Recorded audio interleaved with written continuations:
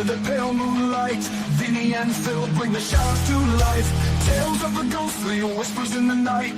Bigfoot and aliens ready for the strife.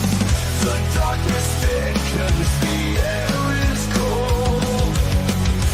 Haunting stories waiting to unfold. Supernatural Sundays, the veil is thin. Join us in the chaos, let the night begin.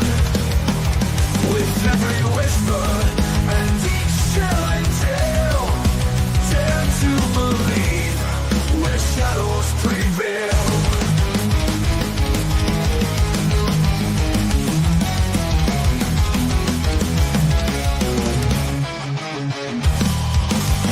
EVPs echo through the haunted trees. Demons lurk as the chill hits with ease. But the cast rolling with guests to amaze. Cryptids and spirits were lost in the haze. Northmen in the foliage, watch your back. Dogmen prowling, ready to attack. Supernatural Sundays, the veil is thin. Join us in the chaos, let the night begin. With every whisper and each chilling tale, dare to believe where shadows prevail.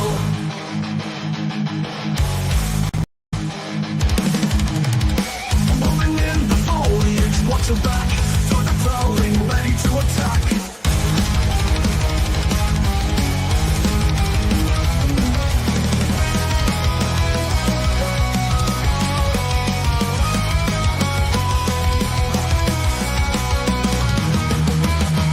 Supernatural Sundays, the veil is thin. Join us in the chaos, let the night begin. With every whisper and each chilling tale, dare to believe where shadows prevail. So tune in next week, fear in your soul. Darkness awaits, let the stories unfold.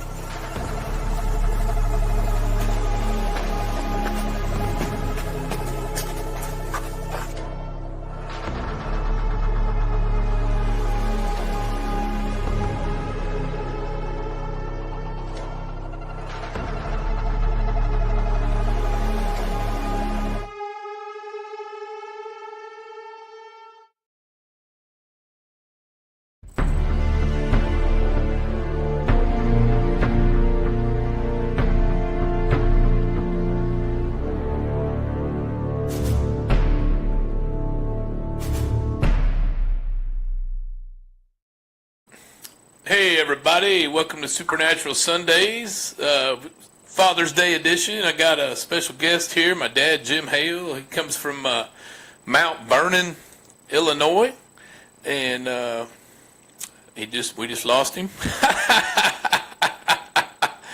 He's gonna have to join back in, I think. Something happened to him. He was there. I think he may be back. We've been having all kind of technical difficulties tonight, sound problems, whatever. We're trying to get her going again. Jim comes from Mount Vernon, Illinois. used to live down there on 1011 Lamar Street, but the house isn't there anymore. So he went to Mount Vernon High School, and he was in the Navy, submarine sailor, Navy Dolphin, ran the nuclear reactor. And then when he got out of the Navy, he ran Clinton Nuclear Station for quite a many years, and then he finished up over there at ADM in Decatur. So a little bit about Jim there. How you doing tonight, Dad? I'm doing fine. What do you think of all this craziness? We're about to show you some videos here and see what you think of them. All right. Glad to have you on this Father's Day. Shout out to all the dads out there that are dads and dads that have left us and aren't here anymore. Shout out to them too. And anybody who's a dad who didn't father the children, but you're still the dad, you'll still always be the dad. So shout out to all the dads out there. And we're going to go into our next segment. We're going to talk about some stuff that's going on out in the supernatural news out there in the world.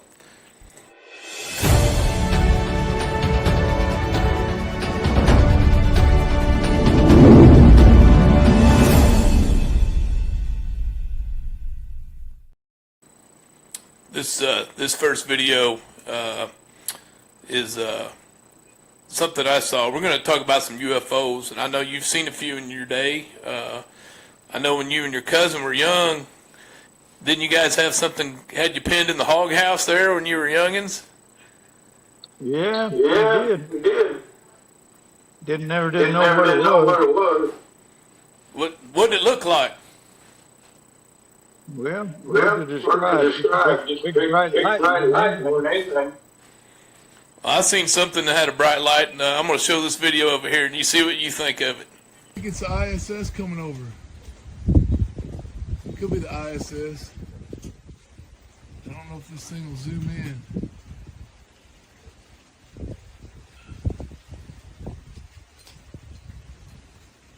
Can't tell what it is, but it's moving pretty good. Can't tell what it is, man. It's hauling ass. It's almost going by the house. It's definitely an unidentified flying object, whatever it is. It's getting like an iridium flare off of it. I think it could be the ISS. Try to zoom in on it one more time. I definitely do not have the right equipment. And it's gone. Unless I could turn around and try to keep seeing it. I had a guy in New York send me something very similar, and his looked almost the same.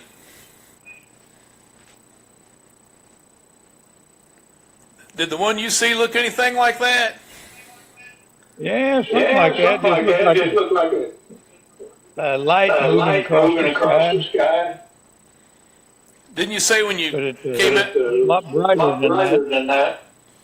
Didn't you say when you came out of the hog house it would come down, and then when you went back in the hog house it would go back up, kind of thing? Or yeah, it'd be real bright. It'd be like have a floodlight on you.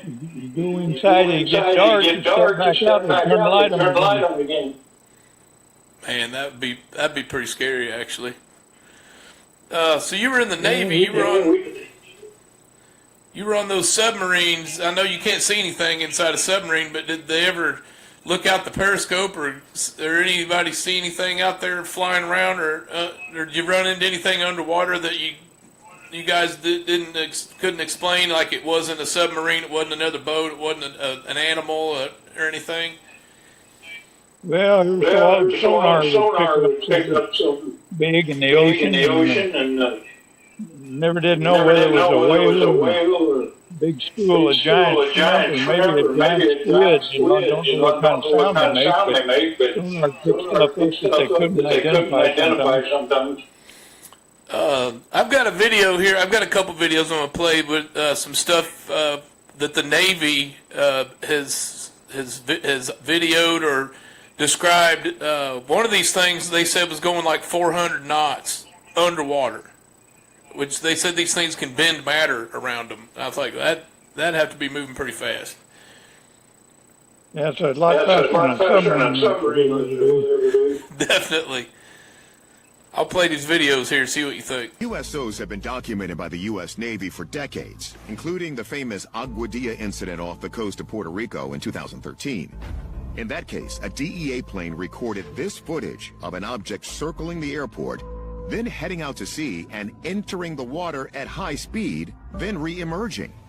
One theory posits that ETs are either exploring the Earth's oceans as well as its skies, or that perhaps they have underwater bases we're unaware of. Maybe alien life forms could have made it to us, and if they got here, where would they go? They know we're intelligent.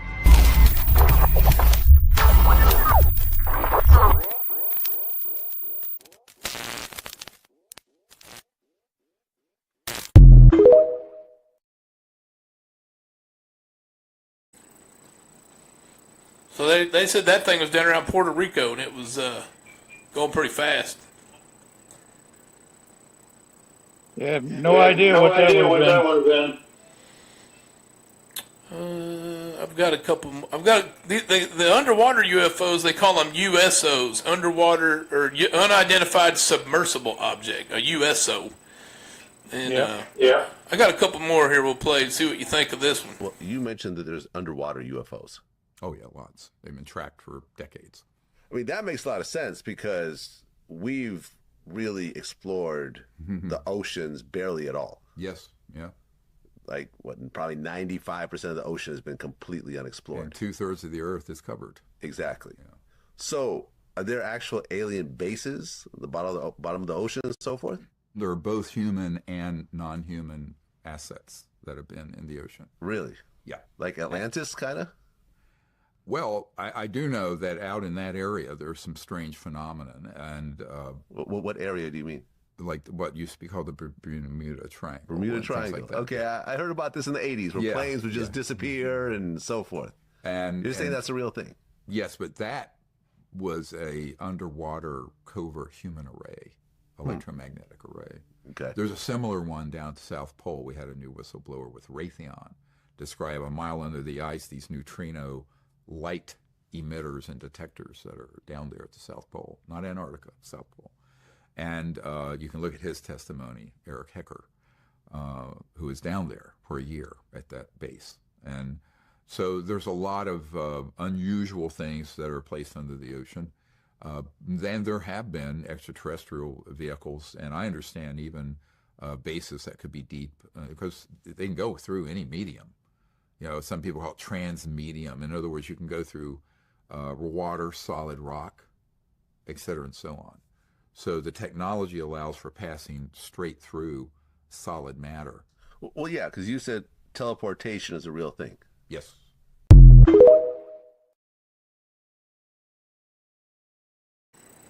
What do you think of that? I think there could be stuff in the ocean for sure, but that teleportation through solid rocks, I don't apply that. The neutrinos, is that something that submarine could pick up? Since would that be considered like a radioactive type isotope or anything, or neutrino? We would not have had any type instrumentation that would register a neutrino. We could not register neutrons, but not neutrinos. Interesting. So yeah, there's a few whistleblowers coming forward with things they're saying they're seeing underwater and talking about bases. I'm old school, you know. I only believe what I see and nothing that I hear.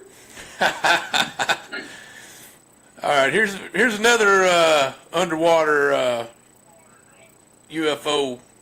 I think. Do you remember the rumors of an underwater alien base being located just off the California coast near Malibu? And what was crazy is that you could even find it for yourself by checking out Google Maps. But you can't anymore, because that area has apparently been scrubbed. But of course, pictures of this structure still exist on the internet. And thanks to Ripley Cooks, we even have recent video of this anomaly. Whether it's a massive underwater alien base or just a really strange underwater geographical structure is unknown. But what is known is that it's 2,000 feet underwater and approximately 3 miles wide. and it appeared to have an array of columns that were supporting a giant dome. But now it's just a big blurry mess. And the changes of this area on Google Maps comes within days of Rear Admiral Tim Gallaudet publishing his white paper titled Beneath the Surface. We may learn more about UAP by looking in the ocean. A paper in which he states that 71% of the Earth's surface is covered in water, but only 25% of the seabed has been mapped to modern standards. And only 5% of the total volume of the world's ocean has been explored. So we know more about the surface of Mars and the Moon than we do about our own ocean. And if we begin to explore our oceans in hopes of finding more evidence of UAPs, or in this case USOs, unidentified submerged objects, a byproduct of that effort is that we would learn a lot more about our planet and be better off because of it. And as a nation, it would potentially close any domain awareness gaps we have in the water. And that's why I think we should definitely be paying more attention to the underwater aspect of the phenomenon.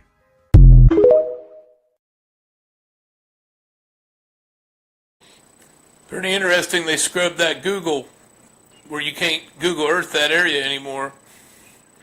Yeah. Yeah. Don't know what was there. Don't know what was there. This You next know, video most is... of Most of the oceans.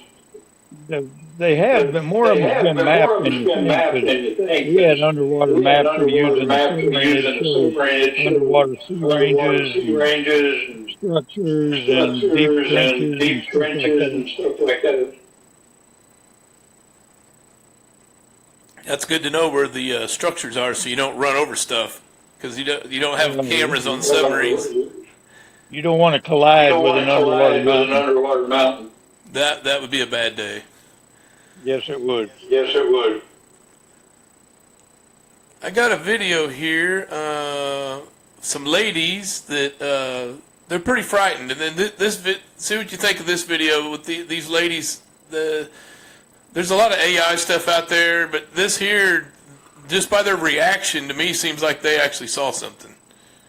We in the field. 2-piece, it's a UFO for real. No, we not making this shit up. Look at her, she gonna put. It's a UFO for real, y'all. That is crazy. Y'all, that's crazy. It's a UFO for real, y'all.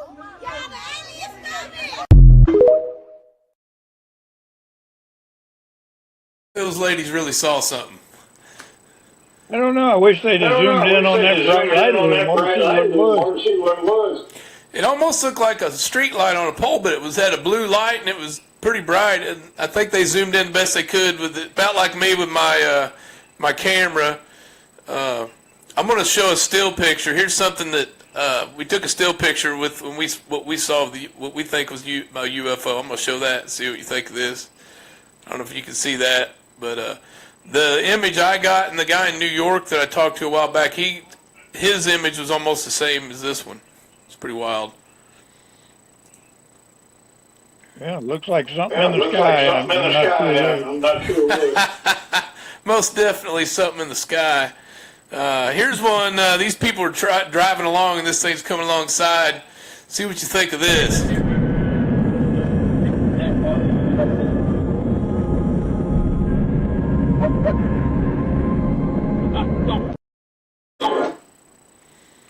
I'm thinking AI maybe, or if that's real, that's pretty terrifying if that thing was real.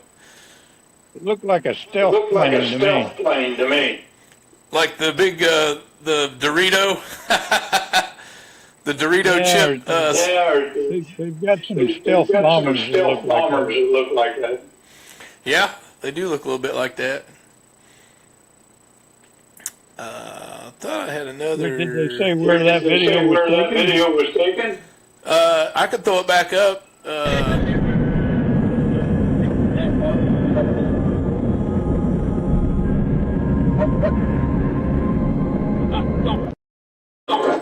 was going to say, if it was close to the Skunk Works, it could be something the government's working on. Could be. I thought they said New Mexico, but Skunk Works is over in Nevada, so. Yeah. Nevada's not that far from New Mexico. You find something like that. No, that thing would cover some ground pretty quick. People thought maybe it was a drone, but Yeah, it doesn't look like any kind of conventional military drone I ever saw.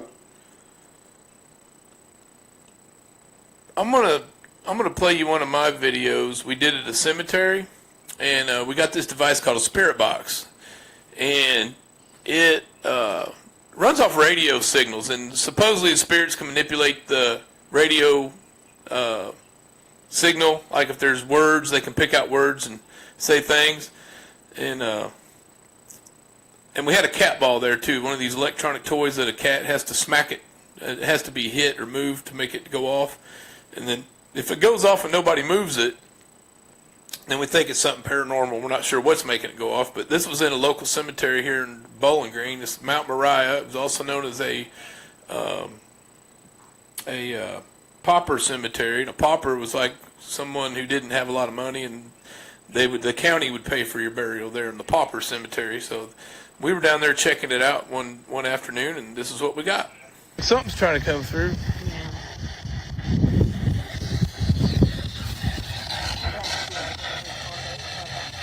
Yeah, we may have to play it back, see what he said. Hello? Elvin, did you go by the Elvinator? If you have pointy ears, does that mean you're Elvin-like? Santa Claus uses a lot of elves, Elven people. Hello, Elvin. Come in, Elvin. Over. Phil Billy to Elvin. Come in, Elvin. I heard a thank you. I understood that one, did you? So sometimes you can understand what they're saying, sometimes you can't. And I try to joke around sometimes because they're probably used to people coming after going, hello, hello, anybody here? So we try to do some off-the-wall stuff to try to spark reaction. I'm going to play you a little.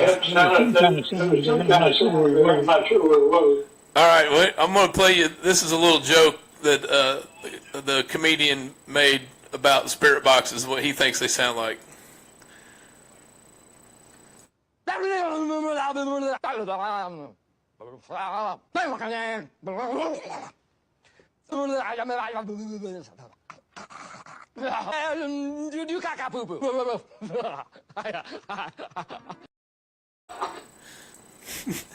I have to agree with him. I think I agree with him. Yeah, I thought you'd like that one. I got some other stuff here. See what you think of this. So some ladies I know in Manchester, Kentucky, they sent me this. They do a lot of investigating. It's the Chestnut House. It's an older Victorian kind of style house, bigger house. And the guy was originally a coffin maker. And if you bought a coffin from him, he would let you have the viewing in the front parlor room. So the front parlor room is kind of called the coffin room. So when he was alive, this is back in the, I think, 1800s, I think he had a son that wasn't supposed to have a son with the help, like one of his workers. He ended up, anyway, he kept him in the attic and kept him up there. And then I think when he got older, he actually left and went on and was a productive person, but his whole childhood he spent in this attic. And this is a video of the stairs going up to the attic. And they had a camera on this stairs. They had a thing. It's I think it's called it's like a chain where they hook a bunch of these little devices together, and any kind of static or electromagnetic activity comes by, each one will it lights up as whatever it is passing by, so you can kind of detect the movement. So I think they had a chain. They may have had some other devices on these stairs, and they were videoing this. And here's what happened.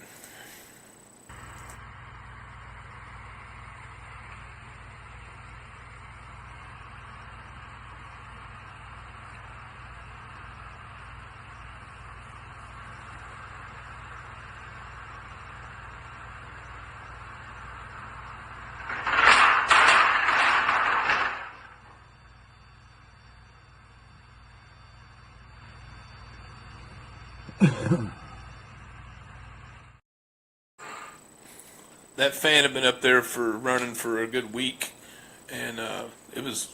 They said it wasn't on the edge of the opening up there or anything, but it was a little shaky because they videoed it with a camera looking at the screen on their device. But I've seen that several times. That would be a classic of what you would call a poltergeist activity. Was something threw that thing down the stairs? That fan. Yeah, something caused it to move, didn't it? Yeah. What do you think of that? Nobody was upstairs? There was nobody up there at the time. They actually just went outside to take a break, and they were all outside having a smoke break and a coffee and whatever, and when that happened, and they heard the crash, and they went back in, and that's what they found. And then that device that it hit with all them little lights, that device, those aren't cheap. Those are a couple $100 for that device.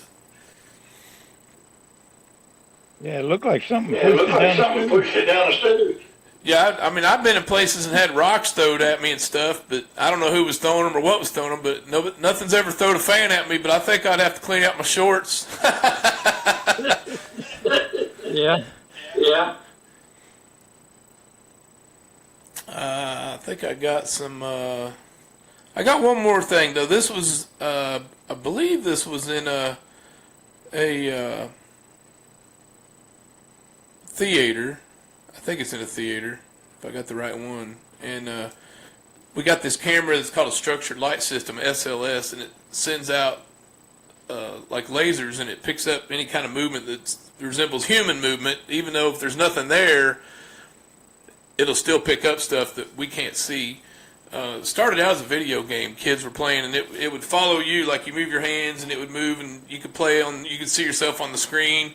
And then all of a sudden, these kids all over the world noticed another kid popping up next to him doing stuff, and he'd be moving different from what they were doing. And they're like, wait a minute, I don't have it on 2-player. I'm only on 1-player. Who's this other kid? And this phenomenon started happening all over the world. So then scientists started studying it, and they figured out they can use this camera to find people or whatever stuff that's not there.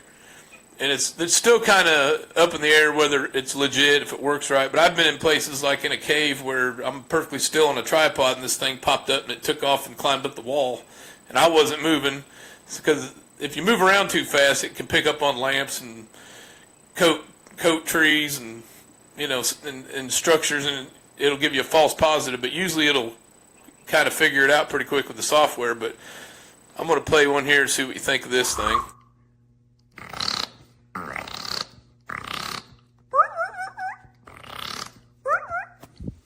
Guess they don't like tree frogs. Tried some of my crazy noises. Oh, hey, buddy. How you doing? Do you like that tree frog noise? How you doing? What are you doing climbing around in there? Are you playing? I see you. I see you, buddy. How you doing? Can you wave at me? Are you climbing around them seats? You trying to get some candy or popcorn? Or you gone now, huh? Can you come back? Did you like my bird noises? My crickets?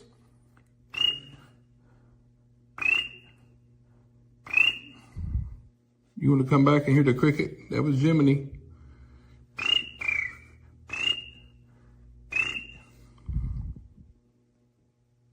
He was there and he's gone. Well. We tried some crazy stuff to try to get. Something on that screen, wasn't there? Yeah, it was climbing around the theater seats.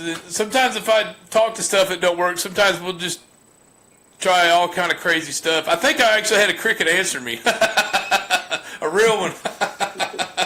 It could be. So I know you used to do a lot of coon hunting when you were younger down in southern Illinois. They got a creature down there known as the Big Muddy Monster. And I know your dad had a few encounters of stuff screaming at him out in the woods. And then there was one story I remember you telling me that you guys were out coon hunting, and I think your brother Chuck was with you, and there was something going on with the dogs, and like they went across the creek, and something followed them back. We could hear them splashing through the water, and they'd hear something splashing behind them. And they'd make a funny noise, and the leaves rustling. Pretty soon the dogs come to us. They wouldn't leave. They would not get away from us. Whatever's out there had them spooked. So we decided maybe it was time to go on home. Didn't your Uncle Chuck, Never did know or where my it Uncle was. Chuck, you'd be your brother Chuck, my Uncle Chuck, didn't he have something to say about it? Yeah. Never did know what it was. Something about the dogs, like you asked him if he was scared. Oh yeah. I asked him. I said, "Are you scared?" And he said, "No, I'm not. I think those dogs are. We ought to just take them on home." The dogs were ready to go. Yeah. And didn't you say one time you guys had a raccoon that got treed in an old house, and then you guys had to go up there and it was down in the wall? Yeah, he was stuck in the walls. In the house in the middle of the woods. It was weird. The dogs treating him in there. Yeah, he was down in between the studs on the wall. Didn't have no insulation. Just labbed on one side. We finally got him out of there. We had to tear the wall out. It's one of them places when you come outside, you feel somebody out there watching what you're doing. You know. That'd be pretty creepy. Didn't you guys try to go back and find the house with, like your uncle said there ain't no house out there, and you guys went back and couldn't find it? Yeah, the guy that owned the land. He said, "There's no house down there in the bottom." We said, "Well, we tore a raccoon out of the wall." We drove back down there, and we followed it the night before. We never could find that house. Wow. But we both knew it was there because we were inside it. Wow. Do you have one of those doorbell cameras, or do you know what I'm talking about? Do you have one of them things? No, we don't have one. You know what I'm talking about, though, like those rings? Yeah, they work off Wi-Fi. All right, I'm going to show you this video. This was in Brazil, and this thing showed up on their doorbell camera in South America in Brazil. I'm not sure what town, but I'll let you have a gander at this thing.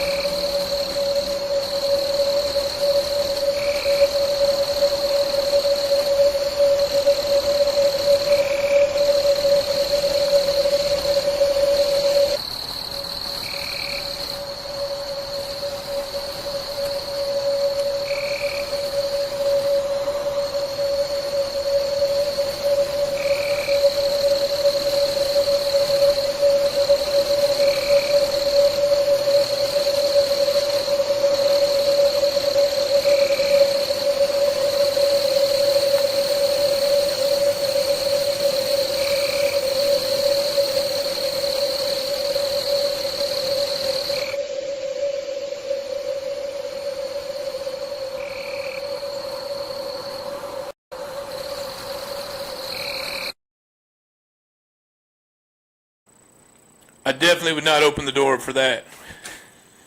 Yeah, I think it's phony baloney. I think somebody had stuck a picture up in front of the camera. That thing it wasn't breathing. His lips never moved. It didn't blink. I don't think it's real. Well, maybe those aliens don't blink. If it's got eyeballs, they blink. Here you go. But his eyes weren't moving. Like he was focusing. Lips, nothing's moving on it. Picture they stuck in front of the camera. All right, this here's supposed to be a legit video of an alien that they they captured from a crashed spaceship, and this is them like interacting with him. See what you think of this one. Video footage of a supposed extraterrestrial being, which depicts a small gray humanoid creature with big black eyes. The video first surfaced online in 2011, and its authenticity has never been confirmed. There has been much speculation and debate about the nature of the footage, with some people claiming it shows a genuine alien, while others argue that it is a hoax or a special effects creation.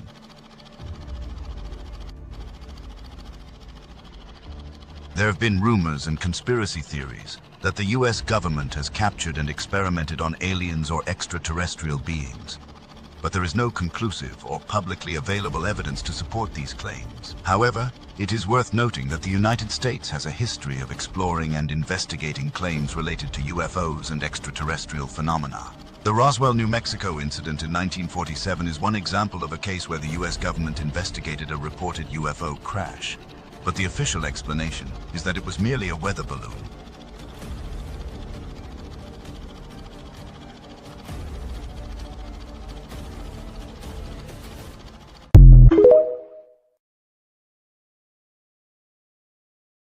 Well, that one blinked. Yeah, that one was blinking. It might have started out as a person. That's what it looked like after the military got done with him. Experimenting on him. Yeah. They, I'm thinking that one could be, it could be plausible. It was moving anyway. I'm thinking that one could be more legit because it was blurry. Like, usually if you get a Bigfoot video and it's blurry, that's supposed to be real. Everybody knows Bigfoot's blurry. There are people so scared they can't hold the camera straight. Right.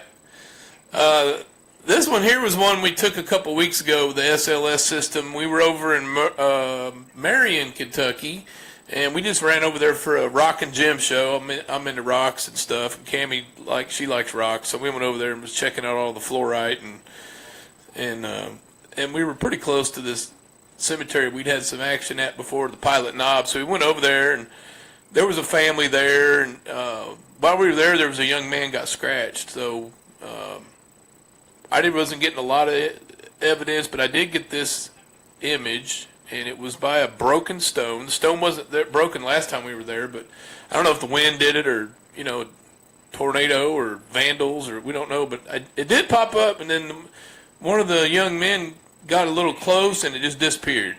Sometimes we find that we'll start to pick up some activity, and then a person will get close or whatever, and they disappear. Like, sometimes they're scared of us, or they don't know what we are, or we don't know what they are either. But let's see what you think of this one. Could you go ahead and touch the red box? As soon as you walked over there, he left. I could play that again if you didn't see it real well. It's right at the beginning. He's right on that stone, and then it disappears. Yeah, it looked like there was something there. Could you go ahead and touch the red box? As soon as you walked over there, he left. I had more footage, but I had a couple there's some young people showed up there with their family and whatnot. I don't have permission to show their images or anything, so until I get permission or don't get permission, I won't show that. We always get permission from anybody if we're going to show something. Good idea. This one here I can't remember what this one is. We're just going to go with it. This is going to be a surprise one. What if I told you there's a lost town in New Jersey that might have vanished? Not just from history, but from reality itself. This is the legend of Ong's Hat, a place some claim was the site of a top-secret interdimensional experiment. But is this a bizarre urban legend, a forgotten ghost town, or something even stranger? Ong's Hat was a real settlement in the Pine Barrens dating back to the 1700s. It was little more than a pit stop, a few houses, a tavern, and a reputation for outlaws and drifters. According to local folklore, the town got its name from a man named Jacob Ong, who supposedly threw his hat into the air in a drunken rage, and it got stuck on a tree branch. That's all that remains in historical records until things start to get weird. In the 1970s, Strange rumors began to circulate about a hidden research facility in the abandoned town of Ong's Hat. A group of rogue scientists, including an ex-Princeton professor named Dr. Wally Fard, allegedly set up a secret lab known as the Institute of Chaotic Research. These scientists weren't just playing with atoms and equations. They were obsessed with the idea of parallel dimensions. They reportedly developed a device called the Egg, a small pod-like structure that, when activated, could transport people into alternate realities. And according to the legend, it worked. One night, the entire research team and their followers vanished without a trace. The buildings were left intact, their notes scattered, but not a single person remained. Some believe they used the egg to escape to another world. Others claim the government shut the project down and erased all evidence. So what's the truth behind Ong's Hat? Many researchers claim this entire story was an elaborate alternate reality game created by Joseph Matheny in the 1980s. He published a book called Ong's Hat, The Beginning, which detailed the experiments and interdimensional travel. But Matheny later admitted he mixed truth with fiction to spread the story online. Yet, some still believe something real happened in Ong's Hat. The Pine Barrens have long been a hotspot for paranormal activity, from the Jersey Devil to secret military experiments. Was this just a hoax? Or was Matheny covering up something much bigger? So what do you think? Is Ong's Hat just an elaborate internet myth? Or did something truly bizarre happen in the New Jersey Pine Barrens? Let me know in the comments. And if you want more dark government conspiracies and lost history, make sure to follow for more. Until next time, stay curious and watch where you step in the woods.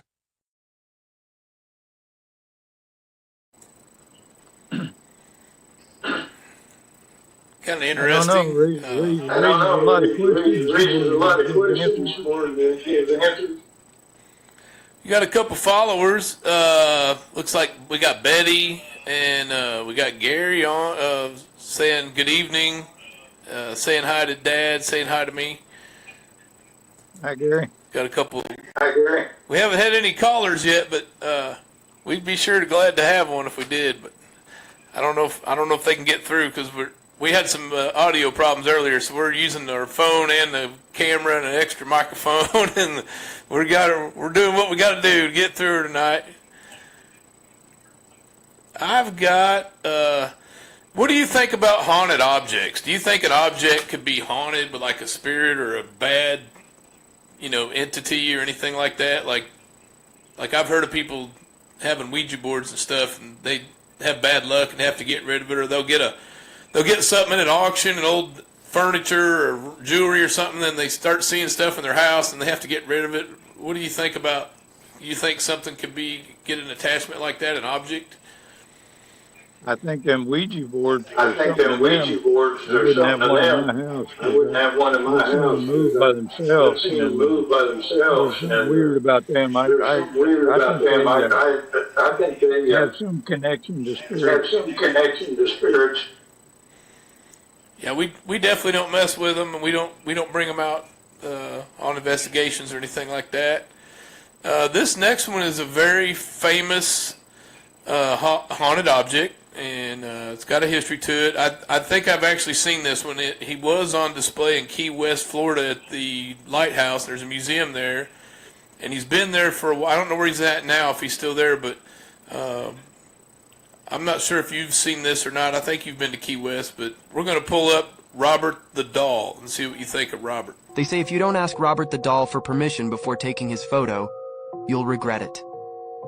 But what if the curse isn't just real? What if it's evolving? Robert the Doll isn't just Key West's creepiest attraction. He's something else entirely. A vessel that seems to grow stronger the more people talk about him. Gifted in the early 1900s to a boy named Robert Eugene Otto, the doll was handmade, possibly by servants skilled in voodoo or Santeria. Eugene called him Robert, dressed him in a sailor suit, and blamed him for everything that went wrong in the house. Neighbors swore they saw the doll move. Visitors heard giggles, felt watched, and some claimed Robert's expression changed when no one was looking. But what's truly unsettling is what's still happening.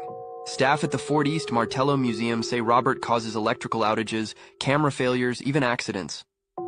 Thousands have written apology letters to the doll, begging forgiveness after snapping a pic without asking. In the new Max documentary, researchers claim Robert's origin may tie into ritualistic binding practices meant to trap a spirit inside. And according to paranormal investigators, the energy around Robert isn't just haunted, it's intelligent, it adapts, it reacts. Even skeptics have left the museum shaken. And now, with millions viewing him online, some wonder. Has the curse found new ways to travel? He's locked behind glass, but glass cracks, and some things don't need to leave their case to follow you home. Have you ever visited Robert the Doll or felt cursed after just seeing him online? Like and follow for more haunted artifacts on the Dark Side Chronicles, if you dare.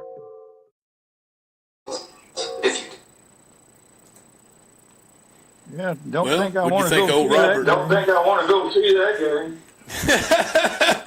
Yeah, it's kind of like when you go to Hawaii, you don't bring any rocks home from Hawaii or you'll be mailing them back, I've been told. It's the same kind of thing. If you go to see Robert, you got to ask permission. Another I've got famous no haunted desire to object. see it. I've got no desire to see it. Here's another one. This one's famous from out east. The Warrens. I don't know if you've heard of the Warrens. Did all the Amityville investigations, and Ed and Lorraine Warren. They have the Warren Foundation. They're family, and there's some priests, and they have remote viewers, and a lot of people still actually go out and help investigate different things. The Warren Foundation. But this is probably their most haunted object. It's another doll. This is Annabelle. They locked her in a case. Not to protect her, but to protect us. So why is Annabelle on the move again? Annabelle, the infamous Raggedy Ann doll once locked behind glass in the Warrens Occult Museum, isn't staying put. This month, she's been transported to multiple expos and paranormal events, drawing huge crowds. But here's what most don't realize. The reason she was locked away in the first place wasn't for show, it was containment. According to Ed and Lorraine Warren, Annabelle wasn't just haunted. She was a vessel, used by something darker to mimic innocence and invite possession.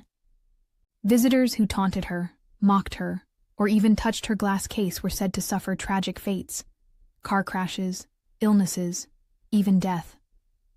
Now that she's traveling again, many are wondering, have the protections weakened? Is she still safely sealed? Or are we tempting fate just to snap a selfie? They say evil doesn't die. It waits for attention. And Annabelle? She's getting plenty. Would you get close to her case? Drop a comment, like and follow for more chilling true stories on the Dark Side Chronicles.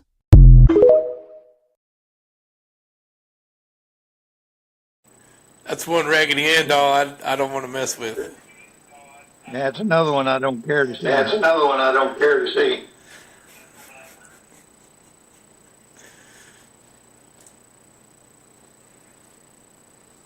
Well, have you ever had any experiences with anything you believe was a spirit or anything like that? Any kind of prophetic dreams or anything like that you've ever experienced? Anything out in your travels? Well, I think everybody. At some point in their life will have a dream, and then later on, all of a sudden, I've been here before, I've seen it before, you dreamed it before it happened. It's kind of it's like deja vu when it happens to you, but when it's happening in your dream, it's like a premonition kind of thing. Yeah. Yeah. The only other thing I can recall, me and your cousin Dale, when we were driving down the log cabin road in an old beat up car, over in this, there was a wheat field that had recently been harvested, white light shining straight up, and like one of them, car dealer uses a big spotlight to get attention, this is out in the middle of the country. So we decided we'd drive over there and get a closer look. But when we got in the field and started that way, the lights went on. So we don't know what happened, but they just disappeared. So we went back over there the next day. and drove out there in that wheat field, and you could see three big circles that were burnt and that was wheat stubble. Something that had been hot or something took off, you know. And them circles were probably 10, 12 foot diameter, and there was three of them. Never saw that again. Never saw that again. No, that was a wonderful time. We saw them lights like that. That's pretty wild. That sounds like you might have seen a UFO or something. I don't know what it was. Was it? I don't know what it was. So it was spooky though. So the ground was like burnt. Yeah, the wheat stubble was black. Yeah, or wheat stubble was black or something like scorched it. Oh wow! So it wasn't like laid over like those crop circles that make all them designs. Or... No, the wheat had already been harvested. The wheat had already been harvested. So sticking up about 6, 8 inches. Sticking up about 6, 8 inches. What do you think about Bigfoot and maybe Dogman and cryptid creatures? What are your thoughts on those? I don't know. I don't know. I really don't think there are such things. If somebody would have some hard positive evidence by now. If somebody would have shot one, or caught it in a bear trap, or got it on a trail cam where that was real clear resolution or something. I don't know. I think people see things and they imagine it's something that it's not. Yeah, there's a lot of people see bears on their hind feet and think it's a Bigfoot. And then as far as getting caught in a trap, they're supposedly smart enough they wouldn't get in a trap. They could smell it and see it. And then some of the guys that claimed to have shot him were afraid to come forward because they said it looked so human-like. They were afraid they'd get accused of murdering a human. Because what if it's a feral human? Somebody just went crazy and they grew long hair and out in the woods. Yeah, you know what somebody shot one. They'd be telling the whole world about it. Maybe. Unless they thought they were going to get hauled in for, murder or whatever. I did talk to an anthropologist. He said Bigfoots are just figments of somebody's imagination. Now, I do believe that you can see things out in the wilderness that can't be explained sometimes. Yeah, that's one of the theories they have with Dogman is that he's an interdimensional being. There's been a lot of psychics interviewed, and every one of them says the same thing. They think it's an interdimensional being that's like being sent here and then pulled back. And one guy I talked to said it was running alongside his truck, and he said the legs of it went invisible. He said then it just he saw this look like a ring of fire, and it just dove in and it disappeared over by Land Between the Lakes. They've been studying that phenomenon for years over there. The anthropologist I talked to. Later there'll be proof positive. There's never been any proof in my lifetime. The anthropologist I talked to said that they may bury their dead, or he said they've got evidence of deer eating their own bones and antlers for calcium. They said maybe they eat the bones. He thinks if they find any evidence of any kind of creature like that, it's going to be in a cave. He said a cave is a perfect atmosphere environment to preserve those type of bones or teeth or anything. So he's always having the spelunkers out looking for stuff. I know here in Kentucky in the last year they found a shark. They found shark teeth and different things. And there's been different creatures found over in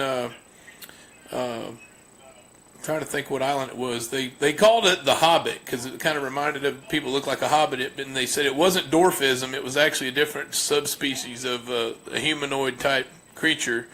So they have short ones too. And then he also told me the footprints that they're finding in North America, Russia, and Asia all look very similar. And then he said the ones in Nepal and Mongolia where they see the Yetis, he said those footprints didn't look anything like the ones here. The ones here look like a giant foot. The ones over there look like a monkey, and it has like a thumb sticking out, like a monkey. And he said the Yowie that they report...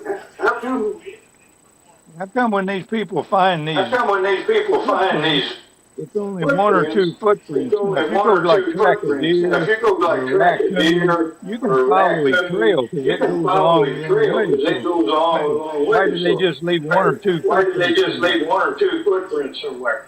They think that's that may be a result of it being an interdimensional being, like it can just goes into a portal, they call it, and it's gone.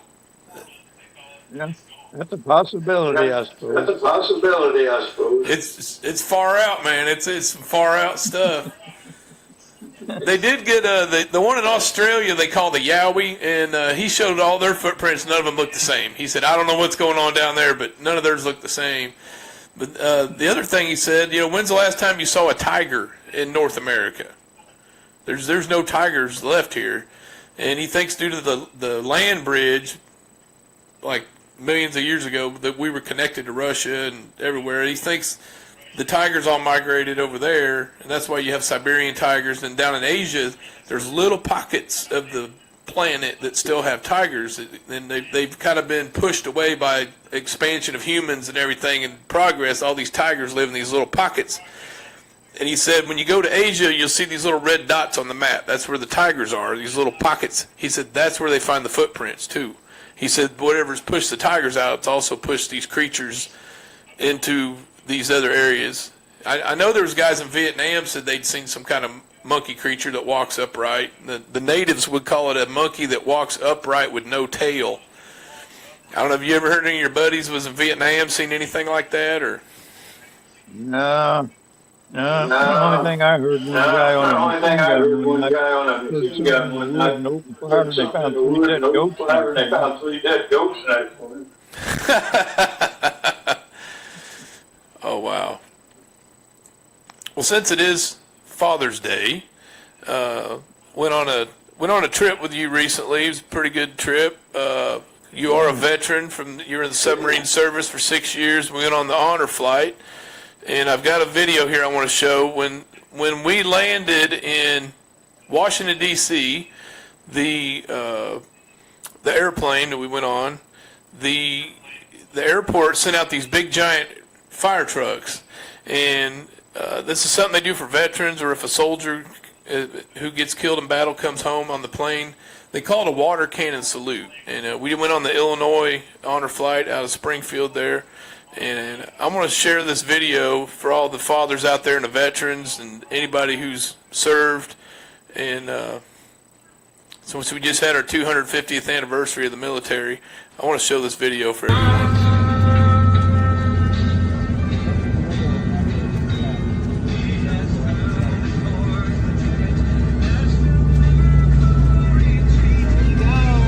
Here it comes.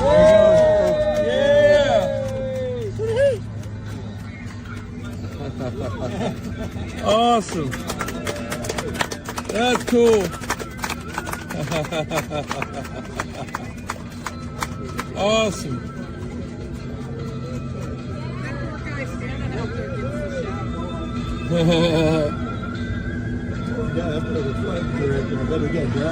Yeah, he's getting a little wet. That's pretty cool.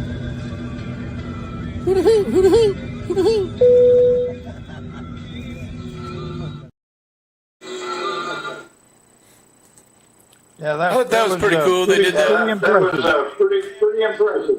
They did that for the veterans. I got a couple pictures I'm going to share. I think this was when we were getting ready to leave, I think. Or maybe when we come back. I think that's when we come back. Yeah, maybe. Yeah, somebody made some funny colors on there. You got them looking purple. Yeah, that was pretty funny. Here's what we really look like. Somebody sent me that in a different color. I thought it was pretty cool. But yeah, it was a pretty good day. We got to go out there and that's my see all the memorials. That's my son that I'm very proud of.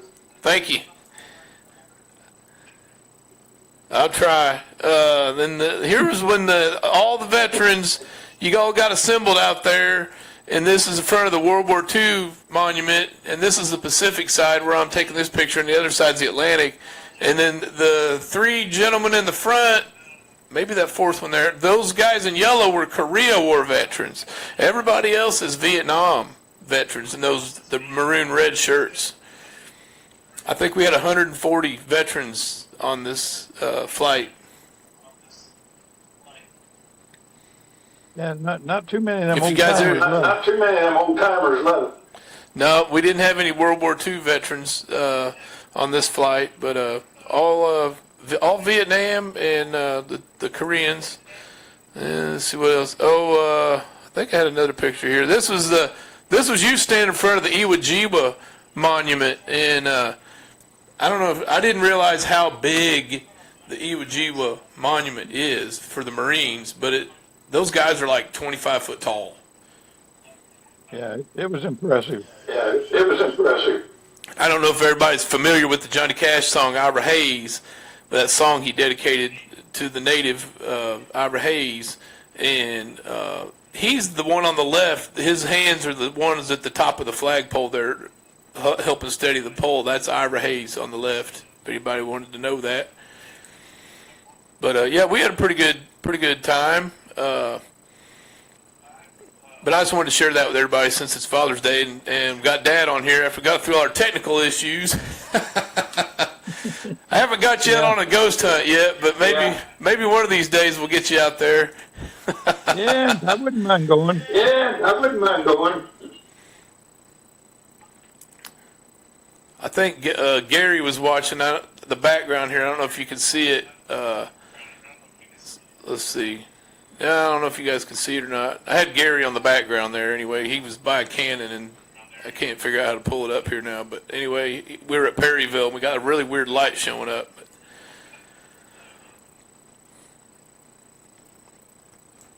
But that's kind of what we do on here. Every week we talk about all the crazy stuff going on in the world and stuff we go out and experience ourselves and try to share some good stories.